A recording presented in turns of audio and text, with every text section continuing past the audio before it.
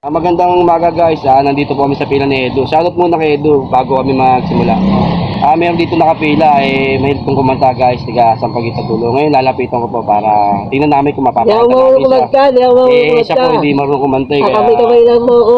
marunong lang to tumula guys. Ito lalapitan ko po guys. Antay mo ako dyan, Tre. Wait lang Edu, hintayin mo ako dyan. Pumunta ko yung singer na driver. Pakikilala natin kung sino siya guys. Wait lang. So, shoutout sa mga nakapila rito. Ayan, uwi na estudyante. Salamat kay Garo, natagpuan ko po siya. Ang singer ng Sampaguita Dulo. Ayoko na. Ayaw mo na. Ayoko na sana. So, yun, okay na yun. Masyado nakahaba, guys. Thank you. Thank you, Salamat. Thank you. Ano ka, Romy? Maganda ba biyahe? Maganda biyan mo. Maganda, wala ba tayong kanta dyan? Di ko kayang tanggapin. Yun.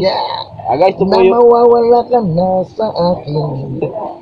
Tuloy pa, tandira pa. Napakasakit na marinig na ayaw mo na sa akin. Yun, okay. Abdi at tirot ang dulot sa aking damdamin. Di ko na kayang mabuhay sa mundo kung mawawala ka sa piling ko.